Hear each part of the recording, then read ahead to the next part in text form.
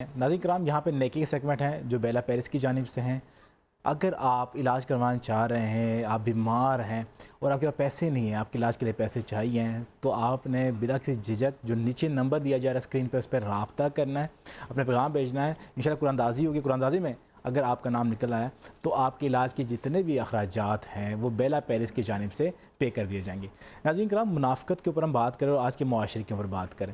مسئلہ یہ ہے کہ ہمارے ذہن میں، ہمارے دل میں ایسی چیز رچ بس گئی ہے کہ ہم سمجھتے ہیں کہ شاید خوش آمد جو کرنا اور رسپیکٹ بھی ساتھ کرنا، وہ ہم دونوں کو بیچ میں اختلاف نہیں کر پاتے ہیں، یا یوں سمجھتے ہیں کہ فرق نہیں کر پاتے ہیں۔ ہم اپنی طرف سے کئی دفعہ خوش آمد کی جگہ ہم صرف احتراماً بات کر رہے ہوتے ہیں، لیکن ہم اتنی گہرائی میں چلے جاتے ہیں کہ ہم یہ بات بتانا بھول جاتے ہیں، یا شاید ہم فرق کرنا بھول جاتے ہیں کہ ہم کئی منافقت کے زمرے میں تو نہیں جا رہے۔ اچھا، دوسرا ناظرین کرام یہ بھی چیز ہوتی ہے کہ آپ کے دل میں کیا ہے۔ اگر آپ کے دل میں وہ بات ہے جو زبان پہ آ رہی ہے اس سے بالکل اختلاف ہے، تو وہیں سے آپ سمجھ لیجئے کہ آپ کسی اور زمرے میں جا رہے ہیں، اور یہ بالکل ہی سنجیدہ لیجئے گا ناظرین کرام، کیونکہ منافقت کا درجہ کیا ہے۔ آقا تو جہاں سے محمد مصطفیٰ صلی اللہ علیہ وسلم نے فرمایا کہ بروز محشر جہنم میں سب سے نچلا جو درجہ ہوگا وہ منافقین کا ہوگا۔ اللہ اکبر، اللہ اکبر۔ دعا کیجئے گا صرف اپنے دوستوں کے لیے بھی، اپنے اقارب کے لیے بھی، اور خاص طور پہ روکیے گا۔ کہتے ہیں نا کہ بچوں کو جب بھی والدین روکتے ہیں وہ غصے سے بھی روک سکتے ہیں، جھڑک بھی سکتے ہیں، اس کا مطلب یہ نہیں ہوتا کہ ظاہر طور پہ تو تکلیف تو ہوتی ہے ان بچوں کو، شاید ہماری کیوں روک رہے ہیں، لیکن آخرت میں یا اصلاحی معنی میں ان کا ہی فائدہ ہو رہا ہوتا ہے۔ تو اگر آپ کا کوئی قریبی بندہ اس طرح کر رہا ہو تو آپ اس کو روکیں ٹوکیں۔ اچھا پیر صاحب، آپ سے سوال میں یہ کرنا چاہوں گا جو میں نے ابھی بات کی خاص طور پہ، کہ ایک رسپیکٹ فل وے میں ہم بات کر رہے ہوتے ہیں، ہم چاہ رہے ہو شاید ہماری رسپیکٹ کریں ہم سینئر کی، لیکن ہم دوسرے زمرے میں بھی چلے جاتے ہیں۔ تو ایک پردہ جو ہے وہ کیا ہے کہ منافق کی طرف تو ہم نہیں جا رہے۔ یعنی کہ ان کے سوال کو میں اگر اور آسان کر دوں تو انور صاحب یہ کہنا چاہ رہے ہیں کہ اپنی طرف سے عزت کر رہے ہیں اپنی سینئر کی، لیکن اس حد تک معاملہ کہ وہ خوشامد سمجھ رہا ہے۔ اب فرق کیسے ہو سکے گا کہ یہ خوشامد ہو رہی ہے یا یہ عزت کی جا رہی ہے، یہ کہنا چاہ رہے ہیں؟ اس پہ نا بخاری شریف مسلم شریف دو حدیثیں ہیں کہ خوشامد میں اور تعریف میں زمین آسمان کا فرق ہے۔ تعریف وہ ہوتی ہے جو جینون کی جاتی ہے، خوش آمد وہ ہوتی ہے جو آرٹیفیشل طریقے سے کی جاتی ہے اپنا ذاتی مفاد لینے کے لیے۔ اس کا پتہ چل رہا ہوتا ہے، جس کی خوش آمد ہو رہی ہوتی ہے اس کو بھی پتہ چل رہا ہوتا ہے، لیکن وہ خوش آمد سننے والا بھی عادی ہو چکا ہوتا ہے، اسے اچھا لگ رہا ہوتا ہے۔ تو جہاں پر خوش آمد کرنے والا مجرم ہے وہاں پر خوش آمد سننے والا بھی مجرم ہے۔ آپ اس حوالے سے جی کنٹینیو کیجیے گا۔ اس پہ دو حدیث ہیں بخاری اور مسلم کی روایات ہیں، کہ ایک تو یہ ہے کہ نبی پاک صلی اللہ علیہ وسلم تشریف فرما تھے، تو ایک قبیلے کا سردار آیا، تو اللہ کے نبی نے ان صحابہ کو کہا کہ ان کا اٹھ کے احترام کرو، صحیح، یعنی کہ دل سے احترام کرو۔ جو ڈاکٹر صاحب نے بات کی اس کی میں تائید کر رہا ہوں۔ سیکنڈ ایک اور حدیث پاک ہے، اللہ کے نبی نے فرمایا کہ جو بندہ یہ چاہے کہ میں جاؤں لوگ اٹھ کے کھڑے ہو کے میرا استقبال کریں تو وہ جہنم کی آگ ہے۔ اللہ اکبر۔ یعنی کہ جو دل کی خواہش اور ہوتی ہے، لیکن لوگ اگر عزت دے، جیسے اولیاء کرام کو، اساتذہ کو، اپنے سینئر کو عزت دی جاتی ہے، ماں کو، باپ کو عزت دینا یہ بہت بڑی عبادت ہے، لیکن خدا نہ خواستہ اگر باس یہ چاہے کہ میں دفتر میں جاؤں تو لوگ کھڑے ہو کے میرا استقبال کریں، یہ اس کے لیے برا ہے۔ لیکن عزت ہم نے کرنی، جو معاشرے میں ہم نے جنگ و جدل نہیں کرنی، ہم نے سوسائٹی کو، سسٹم کو آگے لے کے بڑھنا ہے۔ جو آج کا موضوع، اس پہ مجھے ایک بڑا اچھا شعر یاد ہے، دانش عزیز نے کہا تھا، ان کو کس بازار سے لانا نہیں پڑتا، ان کو یعنی کہ منافق کو، ان کو کسی بازار سے لانا نہیں پڑتا، یاروں میں ہی مل جاتے ہیں تیار منافق۔ اللہ اکبر۔ اور علامہ اقبال نے کہا تھا کہ خرد کے پاس خبر کے سوا کچھ اور نہیں، خرد کے پاس خبر کے سوا اور نہیں، تیرا علاج نظر کے سوا کچھ اور نہیں۔ یعنی کہ جو منافق کی جو منافقت دور کرنے کے لیے اسے نیک اور پارسا لوگوں کے پاس بیٹھنے کی ضرورت ہے۔ مجھے پیر صاحب ایک اور سوال بڑا معصومانہ آپ سے عرض کر رہا ہوں کہ ہم دیکھتے ہیں آپ کا تعلق محراب سے بھی، ممبر سے بھی، یہ چینل سے بھی آپ نظر آتے ہیں۔ آج کل کے معاشرے کے اندر کچھ نام نہاد مذہبی لوگوں نے اپنا حلیہ ایسا بنا لیا ہے کہ وہ لوگ ان سے متاثر ہو جاتے ہیں اور وہ منافقت کی ہمیں کچھ اعلیٰ مثال لگتے ہیں۔ یعنی کہ سوشل میڈیا پہ ڈیجیٹل جو ہے نا وہ علماء اکرام اور ہو گئے ہیں اور مجلس کے علماء اور ہو گئے ہیں، ان کی ظاہری وضاحت اور ہے، ان کے ذاتی معاملات اور ہیں۔ تو یہ منافقت کا کون سا درجہ ہے؟ کیا صرف لوگوں کو ہی تعلیم سکھانی ہے، خود کچھ عمل نہیں کرنا؟ شریعت ہمیں یہ کہتی ہے کہ کوئی بندہ اس وقت تک دنیا سے نہیں جائے گا جب تک اس کی حقیقت سامنے نہیں آئے گی. صحیح ہے. جو لوگ خدا نخواستہ فیک ہوتے ہیں بالآخر ان کی کوئی نہ کوئی ویڈیو آ جاتی ہے صحیح. اور ان کا پردہ چاک ہو جاتا ہے. توبہ استغفار کرنی چاہیے. جو آج کے موضوع پہ حضرت حذیفہ بن یمان رضی اللہ تعالیٰ عنہ بڑے پیارے صحابی تھے, وہ کاتب بھی تھے, وہی آپ کی لکھتے تھے. ان کو آپ دیکھیے نا, کوئی بندہ یہ کہے کہ اللہ کے نبی کو منافقین کا پتہ نہیں چلا تھا. اللہ کے نبی کو ہر بات کا علم تھا, لیکن ہمیں بتانا تھا, یہ سسٹم آگے بڑھنا تھا. وہ کہتے ہیں کہ صحابہ کو پتہ تھا کہ حضرت حذیفہ بن یمان کو اللہ کے نبی نے ایک ایک منافق کا بتایا ہوا تھا کہ اے حذیفہ یہ منافقین ہے, لیکن میرے راز کو تو نے اوپن نہیں کرنا. اور روایات میں آتا ہے کہ جب کوئی جنازہ ہوتا ہے, اللہ کے نبی دنیا سے چلے گئے اور اللہ کے نبی کے ہوتے ہوئے بھی جب بھی کوئی جنازہ ہونا نا, تو حضرت عمر نے کہنا کہ یار دیکھو کہ حذیفہ نے یہ جنازہ پڑھا یا نہیں پڑھا. یعنی کہ حضرت حذیفہ کو اللہ کے نبی نے بتایا تھا کہ یہ منافقین ہے. وہ جنازے میں نہیں جاتے تھے اور باقی صحابہ کو راز رکھنا تھا, بتانا نہیں تھا, تو باقی صحابہ ان سے پوچھتے تھے. اور حضرت حذیفہ کا یہ مقام اور مرتبہ تھا. حضرت عمر کی جب شہادت کو 40 دن پورے ہو گئے تو عثمان غنی نے کہا اے حذیفہ خوف دیکھیں کہ اللہ کے نبی نے جنتی ہونے کی بشارت دی, عشرہ مبشرہ میں شامل ہیں, اور خوف کی وجہ سے کہا اے حذیفہ کہیں میں بھی تو منافقین میں شامل نہیں ہوں. تو کہا کہ اے میرے پیارے ساتھی دوست عثمان, تو منافقین میں شامل نہیں ہے, لیکن تیرے دسترخوان پہ جو کھانا لگتا ہے اس کھانے میں انڈے کی جو زردی ہے وہ الگ تیار ہوتی ہے, اس سے پرہیز کر لے. یعنی کہ وقت کے خلیفہ ہیں ایک صحابی رازدار رسول صلی اللہ علیہ وسلم بتا رہے ہیں کہ اے عثمان وہ جو لیوش تھوڑی سی بڑھ رہی ہے, کھانے کی جو مقدار بڑھ رہی ہے, اس کو کم کرنا ضروری ہے. نبی پاک صلی اللہ علیہ وسلم کے ایک اور بڑے صحابی. اچھا میں چاہوں گا کہ یہاں پہ وہ بھی ساتھ ایڈ آن کر دیں آپ کہ جب منافقین میں مکہ مدینہ جو تھے انہوں نے ایک مسجد بنائی تھی اور بنا کر میرے کریم سے کہا کہ آئیں جی سرکار اس کی انوگریشن کر دیں. سرکار نے اس کو گرانے کا حکم دیا تاکہ وہ بھی جو ہے نا ایک رہنمائی ہو جائے گی ذرا, تاکہ سننے والوں کو ایک بہت بڑا پوائنٹ ہے. جب مدینہ کی تعداد بڑھتی ہے, منافقین آئے کیوں؟ منافقین اس وقت آئے جب انہوں نے دیکھا نا کہ اب اسلام طاقت پکڑ رہا ہے اور لوگ ہزاروں مسلمان ہیں. اب اس تعداد میں, اس رش میں, اس خوبصورت لوگوں میں آنے کی انہوں نے کوشش کی.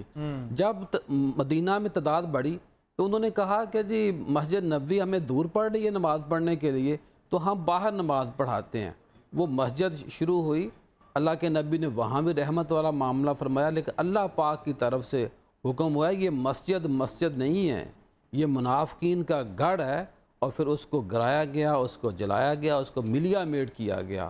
یعنی کہ ایسی مساجد جو منافقین کی ہو وہاں نماز پڑھنا بھی نہیں تھی. اور قبضے کی جو جگہ ہوتی ہے, یہ بڑا فقہی مسائل ہیں, کہ ایسی مسجد جو قبضے کی جگہ پر ہو وہاں نماز پڑھنا جائز نہیں ہے.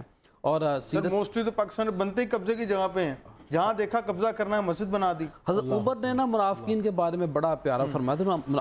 آپ نے فرمایا تھا کہ جو منافق ہوتا ہے نا, جب بولنے پہ آتا ہے تو کہتا ہے کہ میں ہی سب سے نیک اور پارسا ہوں. یعنی کہ وہ عمل کا جو ہوتا ہے غازی ہوتا ہے, لیکن جب اس کو بات آتی ہے پریکٹیکل کرنے کے لیے تو پھر جاہل بن جاتا ہے, منافق بن جاتا ہے. یعنی کہ لوگوں کو تو بہت کہے گا کہ یہ کریں, تبلیغ کرے گا, لیکن جب اس کی اپنی باری آتی ہے تو پھر سستی کاہلی کا شکار بریک لے لیتے ہیں جی, انشاءاللہ واپس آتے ہیں, یہیں سے سلسلہ جوڑیں گے. یہاں لیتے ہیں شارٹ بریک. اور ہمارا جو آج کا موضوع بڑا اہمیت کا حامل ہے.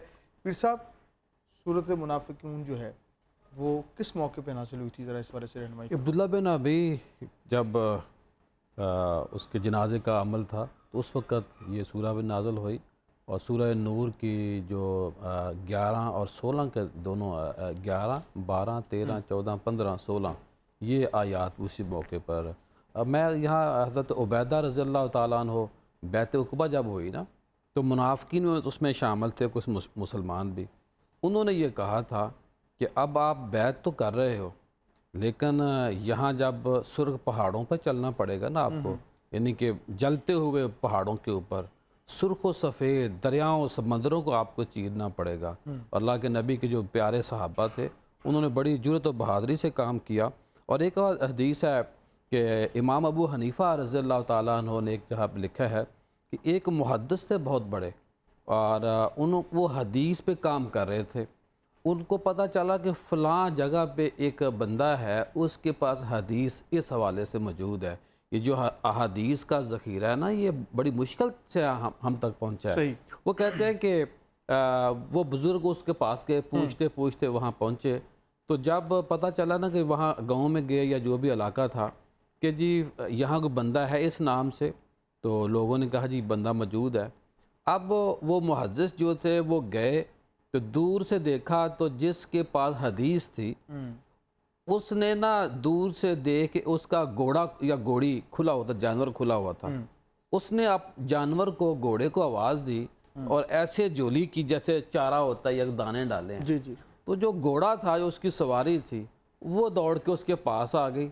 اب اس جس کے حدیث لینی تھی, اب اس نے جولی کھالی تھی, وہ نیچے پہ رکھی, خالی رکھی گھوڑے کو پکڑ لیا. وہ جو حدیث محدث لینے گئے تھے وہ وہاں سے بیک ہو گئے.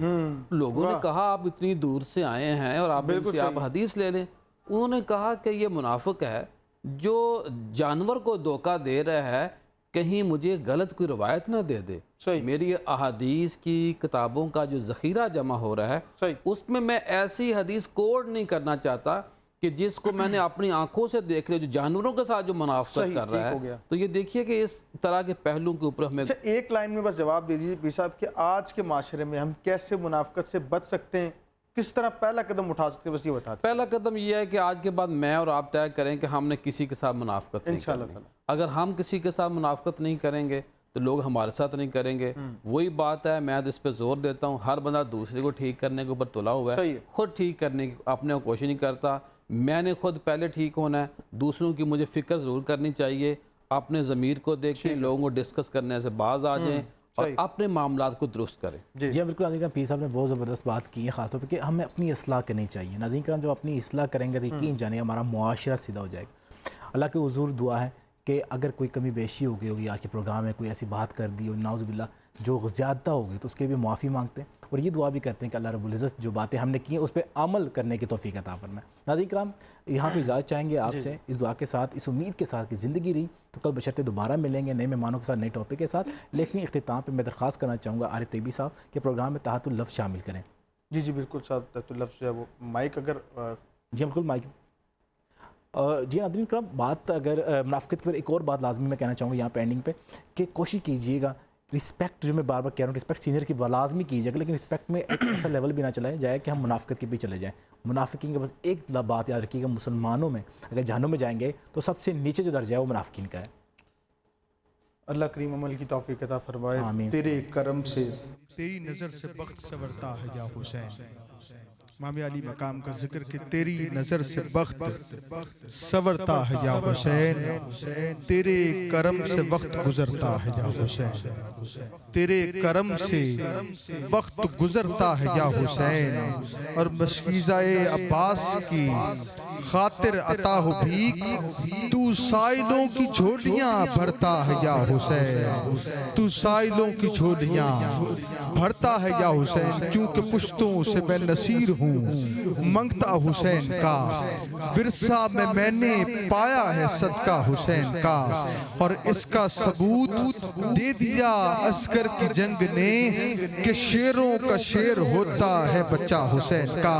اور کتنا اثر ہے ذکر میں کہ تیرے کے ہر خطیب, کتنا اثر ہے ذکر میں تیرے کے ہر خطیب, تیرا ہی نام لے کے ابھرتا ہے یا حسین, تیرا ہی نام لے کے ابھرتا ہے یا حسین. کیونکہ یہ آنکھ میری ہے پر اسم نم حسین سے ہے, میری ضمیر کی چھت پہ علم حسین سے ہے. اور کوئی تو مفتی و وائس کو یہ خبر کر دے کہ نماز پڑھتے ہو تم, یہ بھی کرم حسین کا ہے. نماز پڑھتے ہو تم, یہ بھی کرم حسین کا ہے. اور لا کر تصورات میں تجھ کو خضر حیات, لا کر تصورات میں تجھ کو خضر حیات, کشکول تیرے سامنے کرتا ہے یا حسین, کشکول تیرے سامنے کرتا ہے یا حسین. یہ آنکھ میری ہے پر اسم نم حسین سے ہے, میری ضمیر کی چھت پہ علم حسین سے ہے. اور کوئی تو مفتیوں وائس کو یہ خبر کر دے، نماز پڑھتے ہو تم یہ بھی کرم حسین کا ہے، اور پیر فقیر کلندر کسی سے پوچھ کے دیکھ، فقیر پیر کلندر کسی سے پوچھ کے دیکھ کہ یہ دم درود میں سارا ہی دم حسین سے ہے، یہ دم درود میں سارا ہی دم حسین سے ہے، بے دم یہی تو 5 ہیں، مقصود کائنات خیر النساء حسین و حسن مصطفیٰ علی، یہ آنکھ میری ہے پر اس میں نم حسین سے ہے۔